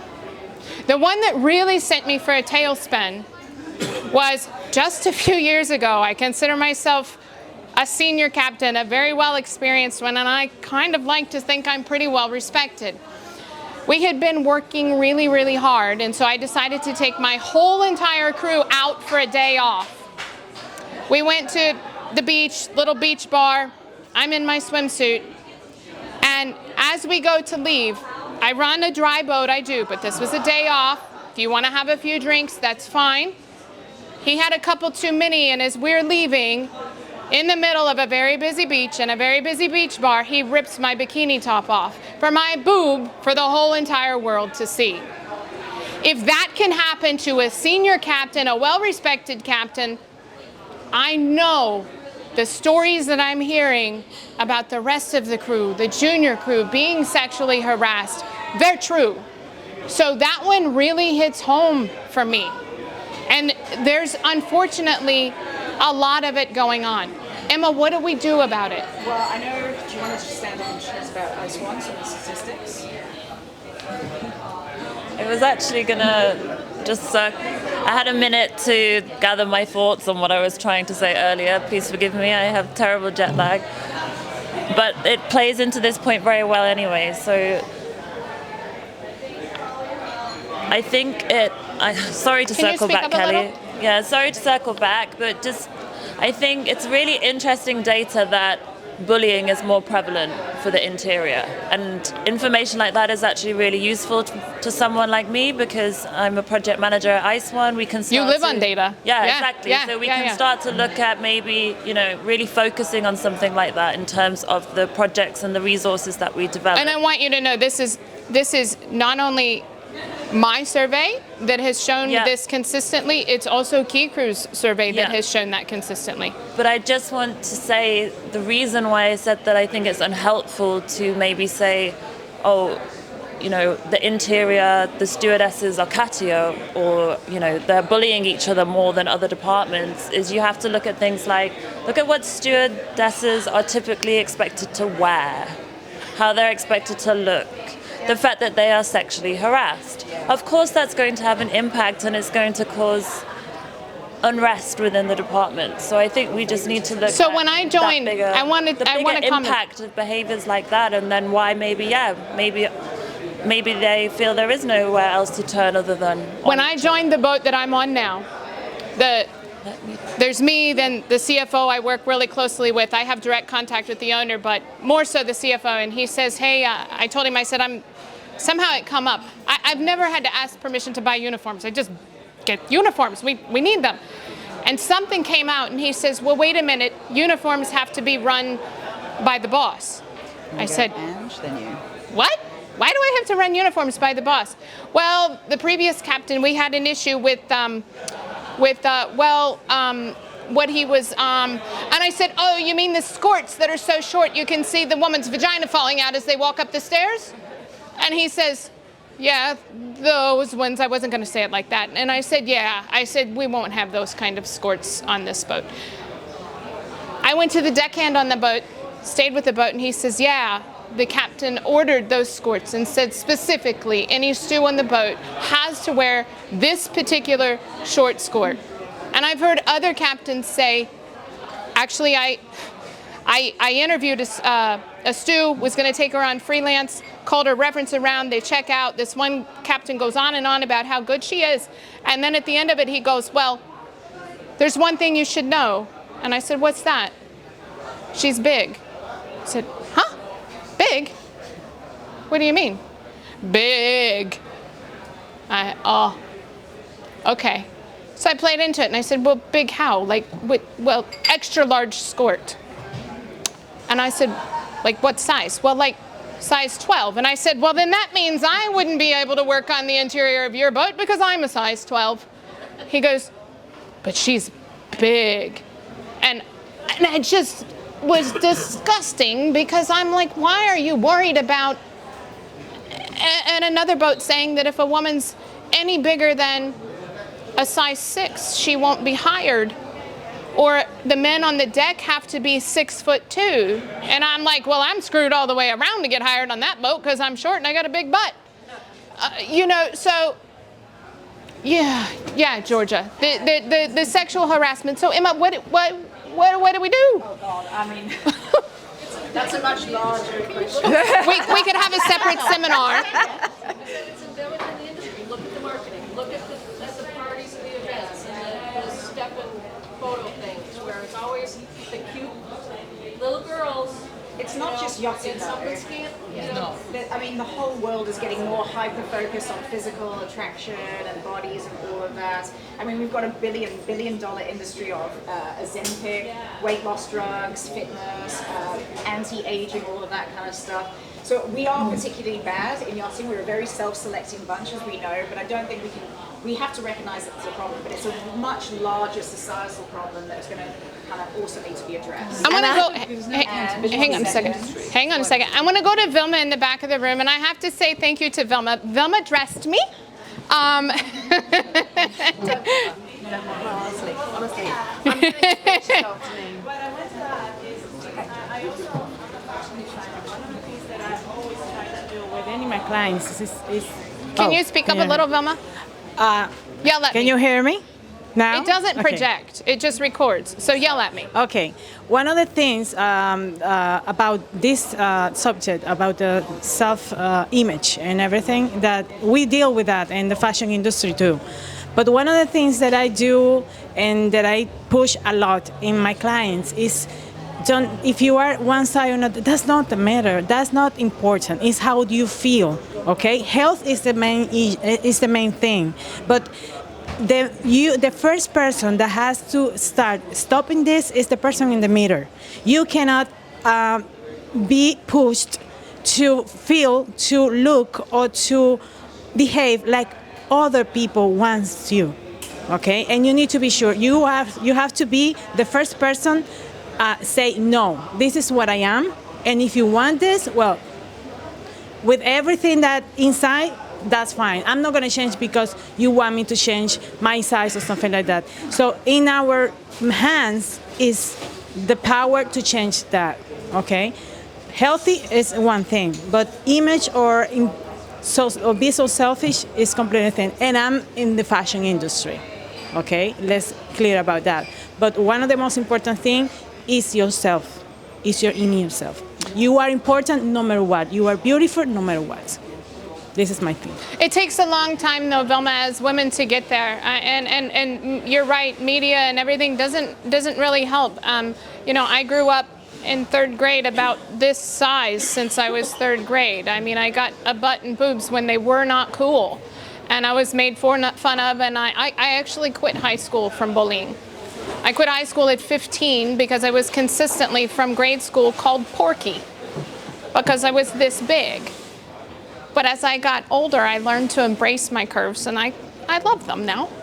But it's been hard, and even though and this is no plug for Vilma, but since finding Vilma, I used to hate style, I used to hate fashion, I used to hate clothes because it was always so hard to fit my body. And then when I found somebody that could help me embrace it, embrace what I have, love what I have, it changes everything. And so you're so right. You have to love the body you have because it's the body you've got.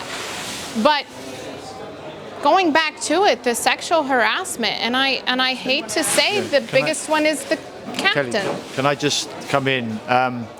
It's not a panacea, I know, but the IMO is introducing requirements for training on sexual harassment, which will come into force in the 1st of May 2026. So the IMO is already addressing sexual harassment specifically. So the basic training will be amended to include sexual harassment as part of the syllabus. That's awesome. That's fantastic. But does everyone understand the definition of sexual harassment just as well? Do we know what that includes now? Because we were talking about it. 1 second. Edge. Oh my gosh. Oh, hello. Right, well, I'm actually going to be speaking this afternoon at the Sea Changes. But I kind of also come in from the legal aspect of it. And I think we're all dancing around, so saying, oh, well, you know, we need this mental health awareness training, which, yes, I'm going to be delivering as well.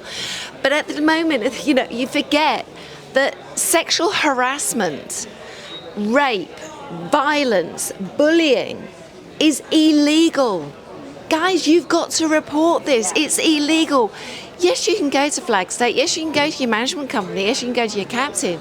But actually, you can go to the police. And at the end of the day, the individual perpetrator, you have the right to sue that person, and you have the right to sue that person that's listed as your employer on your SEA for not providing a safe working environment. So please just do due diligence as well, and also, and I know I don't mean to sound degrading or anything, but do your due diligence. When you're going into a job, you're going to research it. You're going to research your employer, and at the end of the day, you can look at, would you go into an office space and accept the sort of behaviour that we seem to be accepting on board?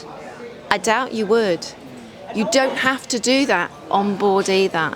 And also, it doesn't have to just be MLC compliant.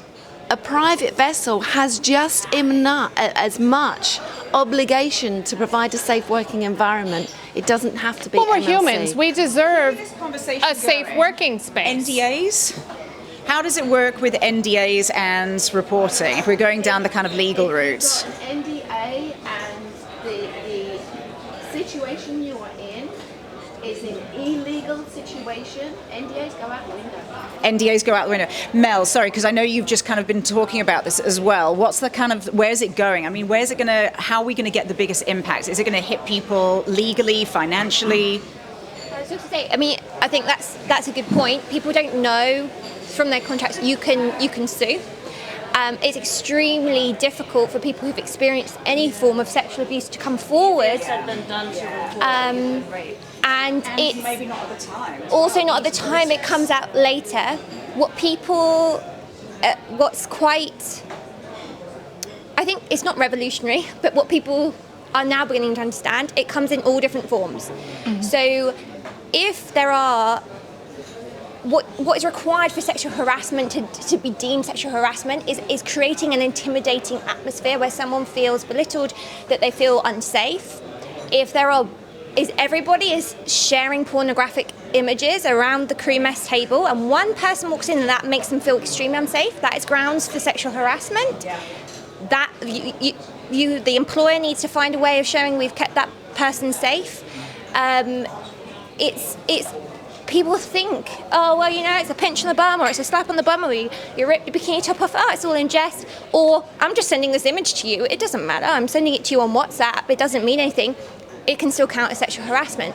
And people need, I don't say people, the educational piece, hopefully coming through the IMO, but the people that are harassing, mainly women, but also people that are minoritized in this industry, they need the education. It's not on the women or the people experiencing this.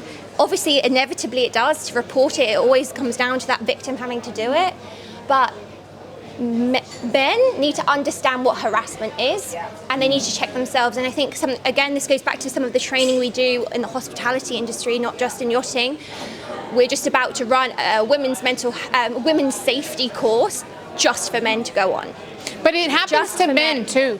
And it happens to men too. And here's what really grinds my gears for the men is when, I'll just say it, when the woman has regret the next morning, so then she decides to say that, well, he did X, Y, and Z. You have now ruined that man's career when he in fact did nothing at all. So it happens to men too. Or I knew a young deckhand that said that he was asleep in his cabin one night and a stew came in and just pounced on top of him and started ripping off his clothes, and he was like, oh my God, what are you doing? So it happens. Yes, I think that is really kind I think of the data the would say that minority. yes, it happens more to women, but it happens to men too. Of and so I course, don't want it to but- be just about, and I never want any of my seminars to be about, and I did genderize with, there's more stews on the interior, there's more men on the exterior, there is that. But I don't, and the data says that, the captain is more of the one that's doing more of the sexual harassing. The captains and HODs are the ones doing more of the bullying. Data is what it is. It doesn't lie. But I don't ever want anything at my talks to come out. I want us to come together. I don't want to divide. Yeah, we're not exactly, and it's not about gender. It's about power. Ultimately, it is. It's and I'm not gonna captains. They abuse their power. They do. But yes. We've got 20 minutes, and I know it's getting a little bit loud. We got 20 minutes, and there's a lot of people that have lots to say. Well, that's what I was going to say. We've wanted to keep this as open and conversational, but is there anything that people want to discuss, start a conversation, open things up? Okay, so we'll go 1, 2, 3, if that's all right. Hello. Okay. Hi, how's everybody? My name is Rich Carter. I'm the Chief Operating Officer for Suntex Marinas. As a marina operator, what can we do to help? We're not out there on the water, but obviously we try and be a safe haven for those people that come in. Again, what can we do as operators to help you guys in this situation? Do you want me to answer that? The floor is open. One of the things I was telling you yesterday that I really liked what Marina Genova is doing. So Marina Genova has what a lot of other facilities have. They have the weight room, they have the rec center, they have this, and this.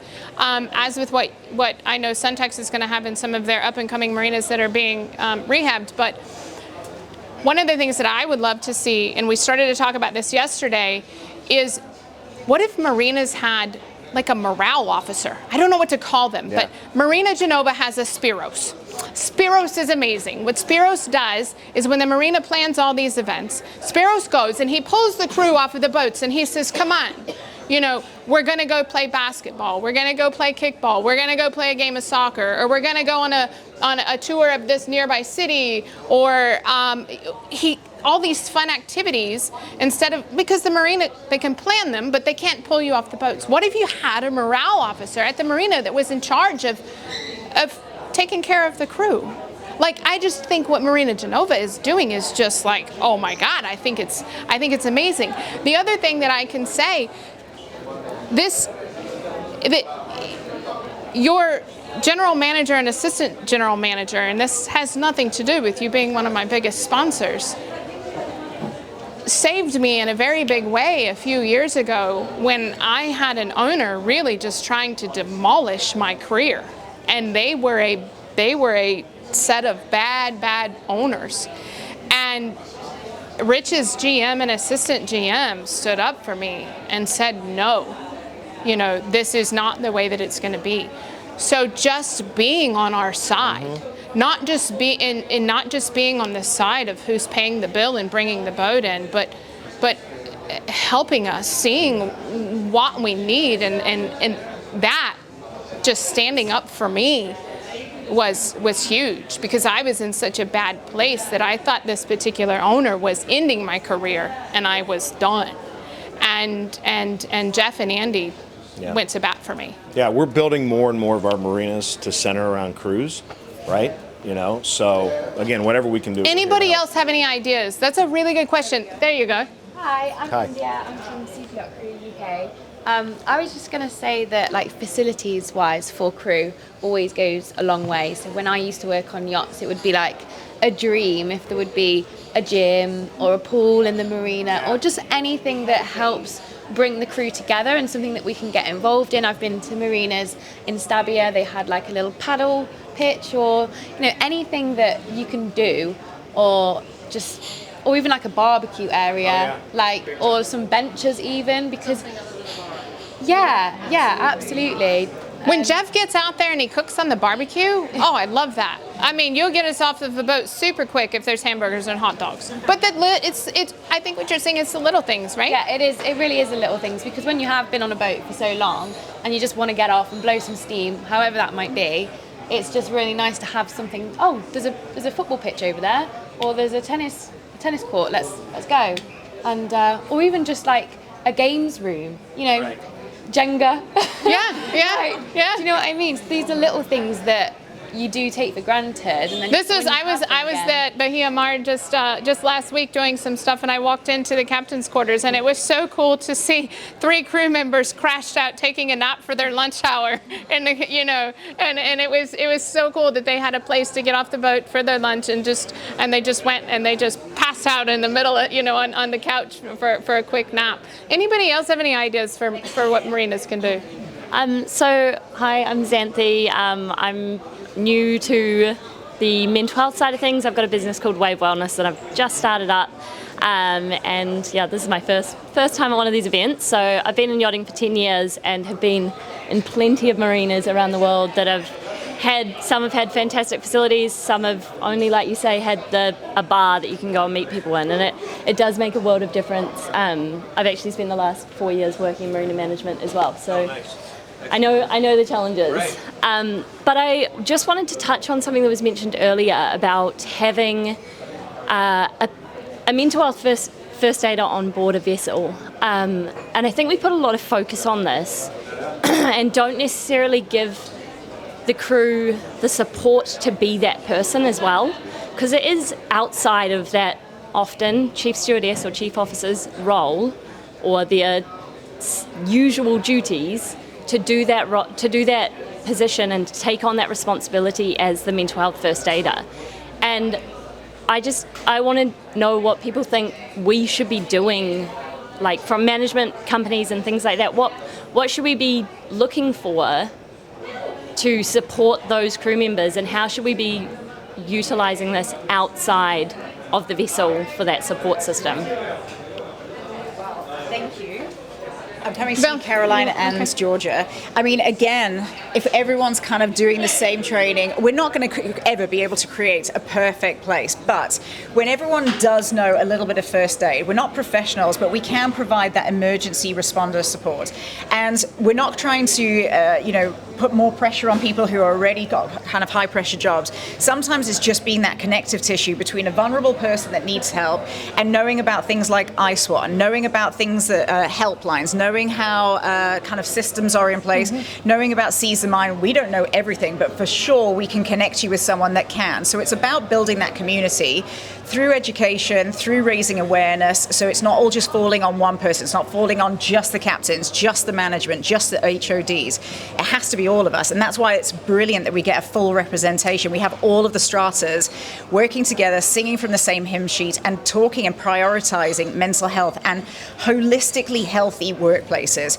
Crew owe us to show up healthy, as healthy as they can. We've got hard jobs, we work long hours, but boats owe us a safe place to work, more so than a normal kind of corporate job. Because at the end of a normal corporate job, we don't sign NDAs in a corporate job. 5 o'clock, you go home. We go home, we get to hang out with our normal people. So understanding where the flashpoints are in yachting, seeing where we're kind of having problems, and then trying to figure out through all of the strata how we can start to kind of educate, inform, and just make it better for people. And signpost. I think that's going to be a really big one as well. Signposting, not just for the person being supported, but also the leaders that are now struggling because they've got people who are going through things at home and they can't get them home, and those frustrations.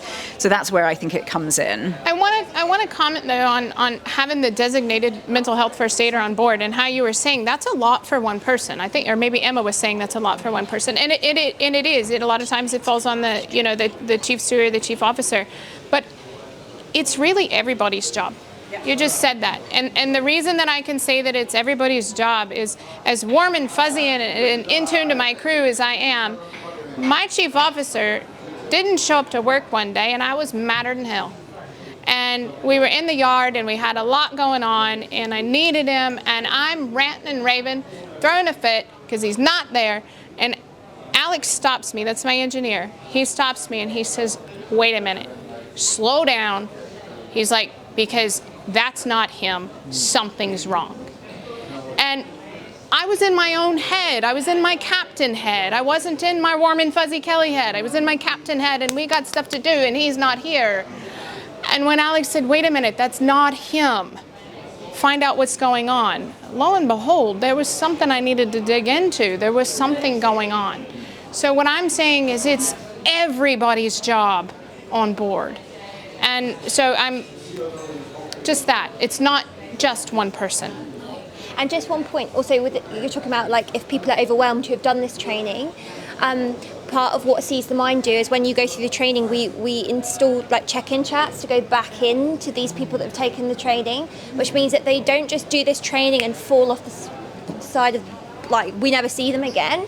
There's a continuity of care there that means that if they are struggling, they can come back to somebody, but also and also coming through IARMI, these mental health courses, this element of refresher training, which means even if that person that you need to talk to might not be on the boat, you're going to meet those similar people again in another atmosphere where you can exercise what you found difficult, or that support where you can loop back into the system without having that training and being lost completely out of it. Just back to the question on marinas. Marina welfare. So in the shipping side of things, there's hundreds of years of history of port-based welfare, which is usually provided by the faith-based seafarer welfare charities. It's someone there in person that seafarers can go to when they're in port, and they can talk to about their problems, they can take them to the doctor, they can go with them to the police, they can just sit and have a chat with them and give them some guidance. Why not something similar for yacht crew? Actually, ICE1, the Mission to Seafarers, and the UKSA, we're looking to pilot something along these lines on Antibes next year. We're just looking for funding. I think if it's successful, it's something that could be rolled out in major hubs all over the world. That's a really good idea, because there's the house of whatever it is at Port Everglades. I can't remember, but it's over at the House of Seafarers. It's over at the port, but us Yachties aren't going to go. We're not going to go there. So what if there was something like you're saying, something like that for Yachties, where there's a safe space to physically go, And I actually even mentioned this to a marina in the Bahamas once, because I had a young woman come to me and say, I'm getting ready to leave on a week-long charter with this captain who's really just roughed me up physically. I told her not to go. I said, I'm about to go on charter. You can climb on my boat right now. But I say all this to say, I went back to the marina and I said to the ladies in the office, I said, here's her name. If she calls, please take her in, let her sleep on your couch, put her in a hotel or something. But then it dawned on me, I was like, there's no physical place for us to safely go. So even something like that. I want to go to Vilma for a second. Vilma had something that she wants to say. Yeah, we've got. I had a very similar idea to you, Georgia, with for Suntex marinas. That I think if a marina is over a certain size, which you guys, I'm really happy to share time with you afterwards, to have a designated person actually on check-in. So when a vessel is checking in, and then you'd signpost in the marina itself, you have a really sort of unusual position that you can be an objective entity, I suppose. And if you're a new green crew on a vessel and somebody is bullying you or there's drug and alcohol abuse, you know, in reality, where do you go? And I think if there was someone at the marina that you could go to that was signposted to say, I'm actually really scared. The captain took the vessel out and he was drunk.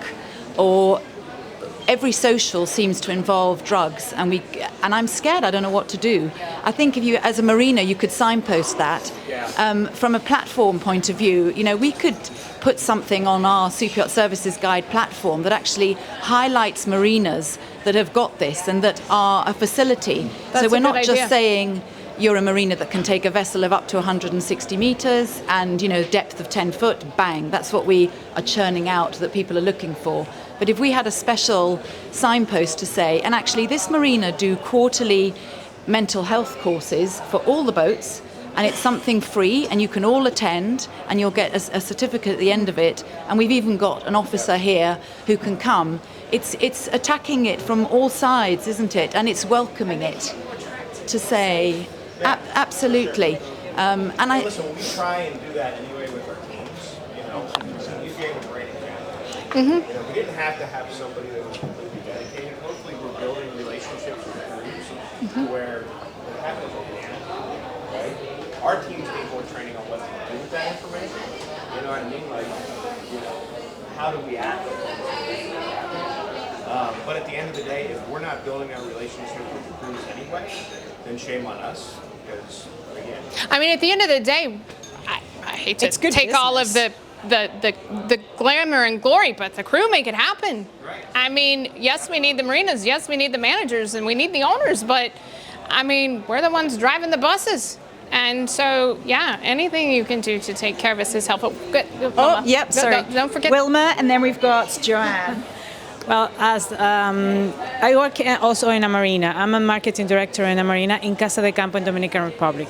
One thing that I want to say now to you, if anybody or to anybody here, anybody has any problem, sexual harassment or whatever, bullying or whatever they want to say, they can come to me directly, Vilma Núñez, and I can deal with that situation. But a part of that, one of the things that Casa de Campo has, we have the marina, but also we have a huge resort with many things. So you experience horseback riding, tennis, polo, besides party and everything, wealth and mental health is something very important for the community, because Casa de Campo is not only a resort, it's a small city. And for the residents, we have a lot of things that all the crew and all the visitors to the marina has access to. So this is something that we take care of and something that we fight a lot, because the marina was managed apart the resort. One of the things that we do is unite, because all the visitors, the marina needs to have access to all that. But the most important thing is, if something happened in our marina in Casa de Campo, you have Vilma there. And if you have all the confidence and 100 positivity, and that I'm going to help. Okay? You will. Thank you, Vilma. Okay, maybe one last question, and then we're going to have to wrap it up. 2 so I'm hours just is going never to enough. Joanne from insurance. Hey, I hate to do this, but this is more of a comment than a question. I just want to say Leslie had the idea for the lady in blue who had the idea about we all think of one thing and post about it. Can you give us like a hashtag that we can all use so that then you can gather and you can boost? Well, you can.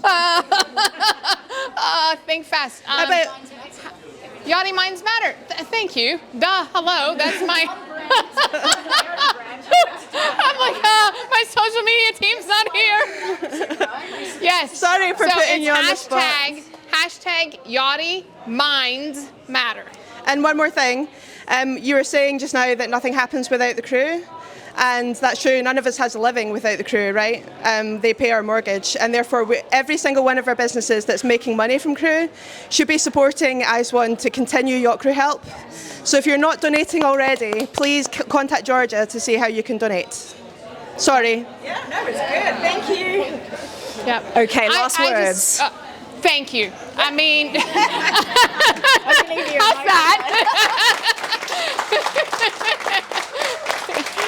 Seriously, thank you for everyone for showing up, for asking questions, for holding us accountable, for making us think. Like, this is not something that two individuals can do alone. We haven't been doing it alone. We've always needed everyone to push, to ask, to provide, to sponsor, to provide services, essential services. So yeah, I think that's a great takeaway. If everyone can just think of one thing that they want to do, and if we're all shifting the dial 1 degree more positively, more healthy, I mean, that's going to be remarkable. There are a lot of very impressively kind of powerful, connected human beings that have worked hard, probably experienced a lot of things that we've talked about, may and may not have talked about them.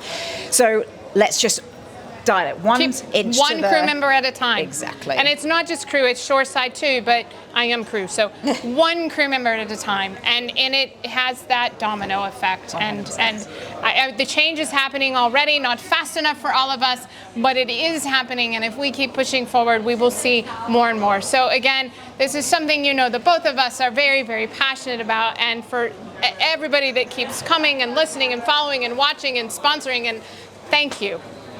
Thank you.